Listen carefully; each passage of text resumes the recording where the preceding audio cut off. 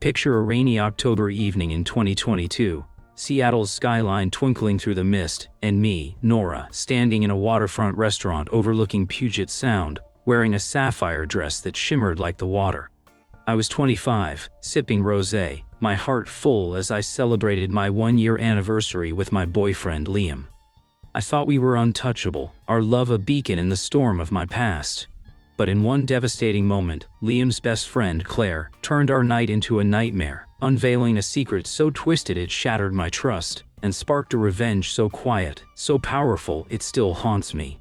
I'm Nora, now 28, a marketing coordinator who rebuilt her life in Capitol Hill after years of heartbreak.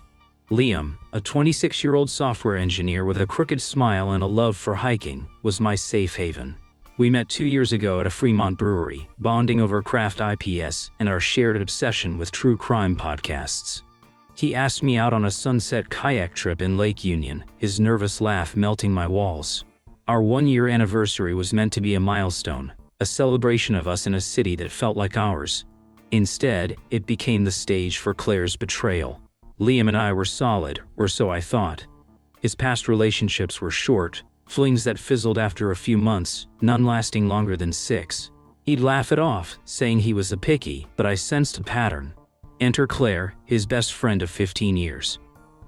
They met as kids in Bellevue, growing up as neighbors, sharing school, college, and now jobs at a downtown tech firm. Claire was a force, sharp-witted, stunning, with auburn hair and a laugh that filled rooms. She was Liam's confidante, his shadow, his gatekeeper. When Liam and I started dating, he told me Claire had to approve, his girlfriends. "It's just how we work," he said, shrugging, 3 months into our relationship. I was already falling for him, so I ignored the red flag, though it gnawed at me. Claire was polite but distant, her smiles never reaching her eyes. At group hangouts in Belltown bars, she'd dominate Liam's attention, sharing inside jokes that left me out. She'd make subtle jabs. "Nora, you're so independent," her tone dripping with something I couldn't name. I tried to befriend her, inviting her to coffee at Pike Place, but she'd brush me off, saying she was swamped. I felt like an outsider, but I stayed quiet, not wanting to seem jealous. Liam's dependence on Claire was suffocating. He'd text her before every decision, where to eat, what to wear, even our weekend plans. Once, when I suggested a spontaneous trip to Olympic National Park, he said, "Let me check with Claire." I laughed, thinking it was a joke, but his phone was already out. It stung, but I swallowed it, telling myself it was just friendship. Our anniversary was my chance to reclaim us. I'd planned it meticulously. A private table at the Pink Door, a historic restaurant with views of the Ferris wheel and ferries gliding across the Sound. I wore a dress Liam loved, my hair swept up, my heart racing with hope. Liam looked dapper in a navy blazer, his eyes soft as he toasted to 2 US against the world. The night was magic. We shared truffle ravioli, laughed about our first date when I spilled beer on his shoes, and dreamed about a future, maybe a house in Queen Anne, a dog named Bowie. My best friend Maya, a barista with a knack for reading people, had texted me, "You're glowing tonight." He's a keeper. Even our cat, Mochi, was at home, probably napping on my sketchbooks. Then Claire showed up. She breezed into the restaurant, uninvited, in a crimson dress that screamed attention. "Surprise," she said, pulling up a chair. Liam's face lit up, but mine fell. "I thought I'd crash your big night," she said, her smile sharp. "Hope that's cool, Nora." I forced a nod, my stomach twisting. Liam didn't question it, pouring her wine like it was normal. The night shifted. Claire dominated the conversation, reminiscing about their college days, their tech startup dreams, things I wasn't part of. I tried to join in, mentioning our recent hike to Mount Rainier, but she cut me off, saying, "Oh, Liam's always been a mountain guy. Remember our Yosemite trip?" Liam laughed, oblivious to my silence. Then Claire took it further. Midway through dessert, Claire raised her glass, her eyes glinting. "To Liam and Nora," she said, her voice loud enough for nearby tables to turn. "And 1 year's a big deal, especially for you, Liam." The room quieted. I gripped my fork, sensing a trap. "Liam's never been great at relationships," she continued, her tone playful but edged. Remember that girl, Sarah, who keyed his car when he dumped her?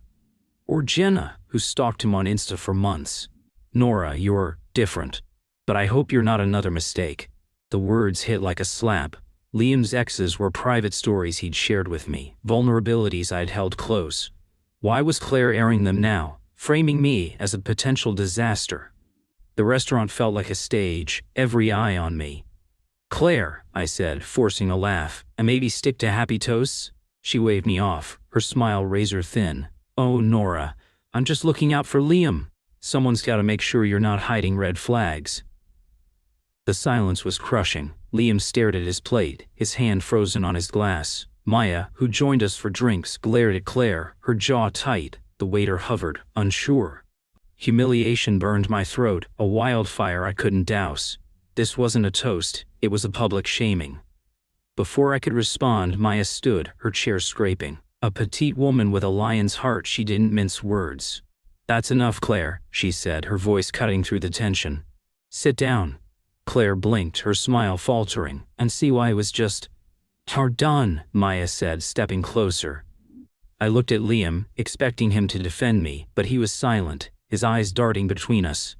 What happened next was a plot twist that turned my world upside down. Maya didn't grab the microphone, she didn't need to, her voice carried, steady and fierce. "Sim, I wasn't going to do this," she said, glancing at me, "but I'm tired of watching Claire manipulate everyone." My heart pounded. Liam leaned forward, his voice low. "Maya, don't." Maya ignored him, facing the crowd. 2 months ago, Claire came to my cafe in Ballard. She was upset, ranting about Nora. She said Nora was wrong for Liam, that she'd ruin him. She begged me to convince Liam to dump her, claiming Nora was controlling, that she'd seen her flirting with a coworker at a happy hour. I gasped, my hand flying to my mouth. Flirting? I'd never cheated, never even thought of it. The accusation was absurd, a lie spun from thin air. AC told her to back off, Maya continued. But she didn't. She sent Liam texts, ones he showed me, saying Nora was toxic, that she'd drive him away from his friends. She even claimed Nora was using him for his money, that she'd change him. The room was a void, every breath held. Claire's wine glass trembled, her face pale. Liam's eyes were fixed on the table, his hands clenched. "And here's the kicker," Maya said, her voice dropping. "Claire told Liam she's in love with him, has been for years. She said if he stayed with Nora, he'd lose her forever. She gave him an ultimatum, dump Nora or lose his best friend." The world spun. Claire, in love with Liam? The woman who'd kept his life, who'd made me feel small, she'd been plotting to claim him all along. "Liam didn't tell Nora," Maya said, looking at me, her eyes soft. "He thought he could handle it. But I couldn't let Claire humiliate you tonight. Nora, you're my sister, and we don't let liars win." The restaurant buzzed with whispers. Maya sat down, her hands shaking but her head high. Claire dropped her glass, the wine splashing her dress like blood. She bolted for the door, her heels clacking. Liam started to follow, but I grabbed his arm. "Don't," I said, my voice breaking. The dinner crumbled. Guests left, offering awkward goodbyes. Liam pulled me to a quiet corner by the restaurant's fireplace, the sound glittering outside. "Nora, I'm so sorry," he said, his voice cracking. "I thought I was protecting you, protecting me," I snapped, tears spilling over. "You let her lie about me. You let her crash our anniversary, Liam. You let her gaslight me into thinking I was the problem." He ran a hand through his hair, his eyes red. "She was hysterical, Nora. She said she'd cut me off if I stayed with you. I thought if I ignored her she'd stop. I was wrong." "One dime." "Oh, it broke my trust," I said, my voice trembling. I walked away, needing air. Maya found me on the pier, the Ferris wheel spinning above. "Are you okay, babe?" she asked, wrapping me in her jacket. "No," I admitted, my throat tight. And Liam's no better for letting her control him. I knew she was right, but it hurt. Claire wasn't just a friend, she was a piece of Liam's life, a shadow I'd ignored. Liam's silence was a betrayal of its own, a reminder I'd never been his priority. The next morning I woke to Liam's texts, apologies, promises, pleased to talk. "Hey, I love you, Nora, I'll fix this." I didn't respond. His words felt hollow, tainted by Claire's influence. Claire emailed me, a masterclass in gaslighting, Counsel I was looking out for Liam. "You're too intense, Nora. I hope you understand." I deleted it, my blood boiling. Liam moved to his brother's place in West Seattle, giving me space. Maya stayed over, bringing mochas in rage. "She's obsessed with him," she said, scrolling Claire's Instagram. A curated gallery of her and Liam, me nowhere in sight. I wanted to, but it wasn't simple. Liam was my home, my future. Cutting him out meant losing the life I'd dreamed of. But staying meant living in Claire's shadow, always second best. The weeks after the anniversary were a tempest. Liam's calls flooded my phone, desperate voicemails, texts begging to meet. And Nora, I'm sorry, I love you, please. Each one was a knife, twisting my heart. Claire's emails followed, dripping with manipulation. I was protecting Liam. You're too much, Nora. Let him go. Her words were gaslighting at its finest, making me question my worth, my reality. I'd stare at my phone, my finger hovering over the reply button, but I didn't respond. Their lies were a poison I'd been drinking for months, and I was done. Liam was a wreck, guilt eating him alive. He showed up at my Capitol Hill apartment one night, rain-soaked, holding a coffee from my favorite shop in Pike Place. I need to explain, he said, his voice raw. He showed me Claire's texts, hundreds of them, accusing me of controlling him, isolating him, even using his tech job to climb the ladder. She'd spun a narrative of me as a villain, using my independence to paint me as a threat. It was narcissism at its core, projecting her flaws onto me to keep Liam tethered. And why didn't you tell me? I asked, tears burning my eyes. Why did you let her manipulate you? I thought I could fix it, he said, his voice breaking. She's been my best friend forever. I didn't want to lose her, but I was wrong, Nora. I should have chosen you. His words didn't heal me. Trust was a glass he'd shattered, and apologies couldn't glue it back. I told him to leave, needing space to untangle the betrayal, not just from Claire but from him. My world fractured. Maya was my anchor, calling Claire a manipulative leech and urging me to cut Liam out. She'd crash at my place, bringing takeout from Fremont and stories of her own toxic exes to make me laugh. But my mom, a therapist in Tacoma, tried to mediate. Over coffee at a cafe in Pioneer Square, she said, Liam's young, Nora. He's learning. Claire's influence is strong, but he loves you. Can you talk to him? Loves me? I scoffed, my latte growing cold. He let her lie about me, Mom. He let her ruin our anniversary. He's been gaslighted by her and he gaslighted me. Mom sighed, stirring her tea. Claire's insecure. She's scared of losing Liam. Love means forgiveness, honey. Be forgiveness? I snapped. Claire's a narcissist, Mom, and Liam's her puppet. I'm done being collateral damage. The argument stung. Mom accused me of being too hard, saying I'd regret losing Liam. I told her if she kept pushing, I'd stop sharing my life with her. It was harsh, but I meant it. I was exhausted by her need to fix things, ignoring my pain. Maya backed me, but the rift with Mom was a wound I hadn't expected. She stopped texting, her silence louder than our fight.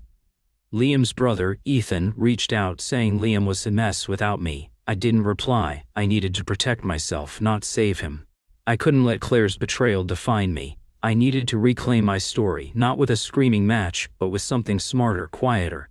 I started therapy with Dr. Lena, a fierce woman who saw through Claire's facade. And she's a narcissist, Lena said. And she thrives on control, on being Liam's everything. You've been caught in her web, Nora. Cut yourself free.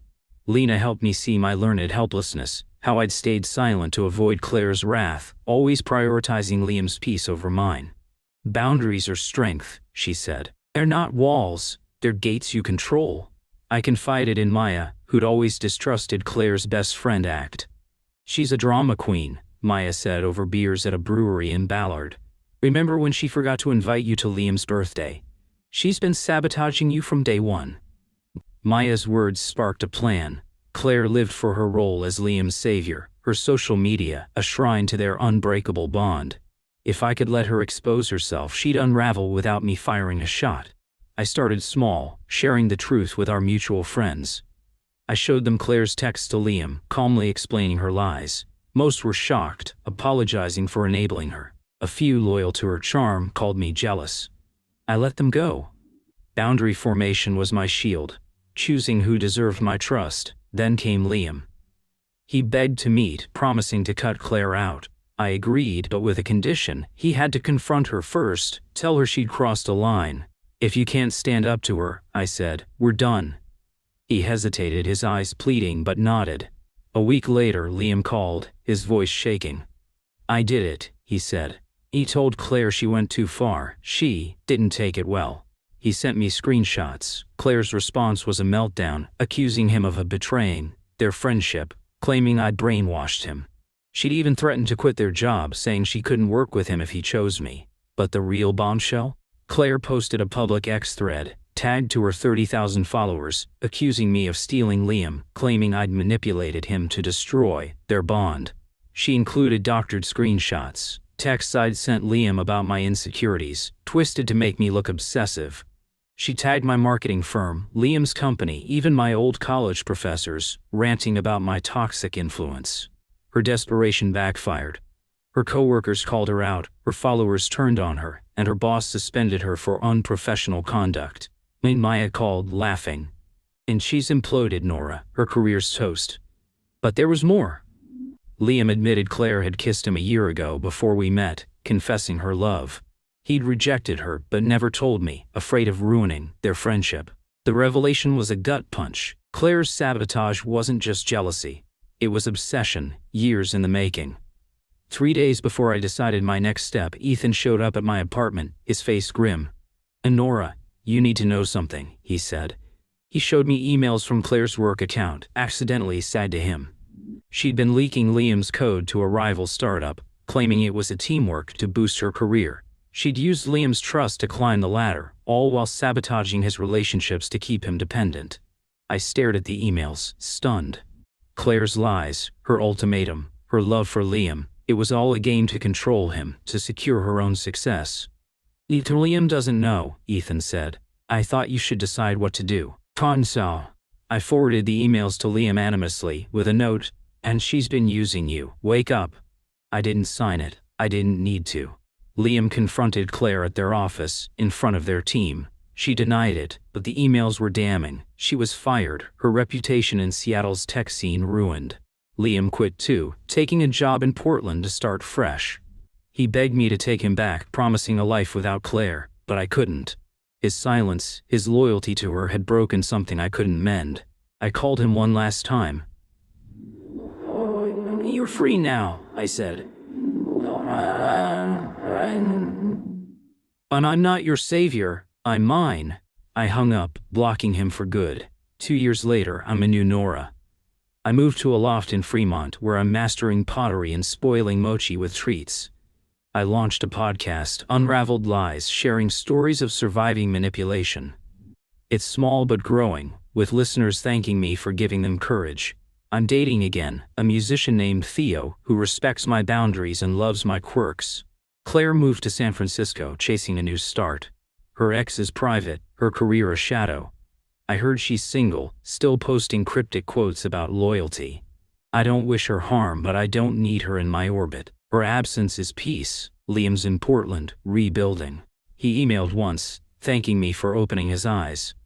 I didn't reply. He's not my story anymore. Mom and I are healing, one honest phone call at a time. She admitted she'd push forgiveness to avoid my pain. It's messy, but it's real. Some mornings I bike to Gasworks Park, watching the sunrise paint Puget Sound gold. I think of the girl I was, the one who dimmed to fit Claire's glare, who thought love meant swallowing pain. She deserved better. I carry her now, not as a scar, but as a spark. She's why I'm here, creating, loving, thriving. And that's my revenge, not Claire's ruin, but my own radiant rise.